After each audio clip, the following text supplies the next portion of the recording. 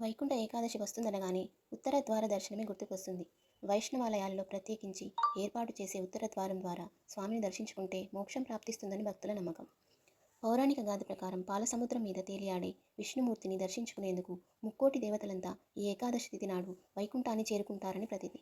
అందుకనే ఈ ఏకాదశికి ముక్కోటి ఏకాదశి అన్న పేరు వచ్చింది.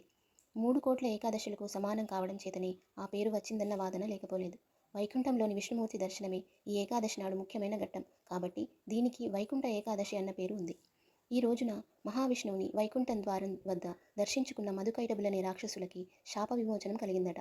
ఇక నుంచి ఎవరైతే ఆ వైకుంఠ ద్వారాన్ని పోలిన ఉత్తర ద్వారం గుండా విష్ణుమూర్తిని దర్శించుకుంటారో వారందరికీ కూడా తమలాగే మోక్షం కలగాలని ఆ మధుకైటబులు కోరుకోవడంతో ఉత్తర ద్వార దర్శనానికి ప్రాశస్త్యం ఏర్పడింది. ఉత్తర ద్వార దర్శనం నాడు తనని దర్శించుకునే భక్తులకు అనుగ్రహించుకునేందుకు ముక్కోటి దేవతలతో కలిసి విష్ణుమూర్తి భువికి చేరుకుంటారట.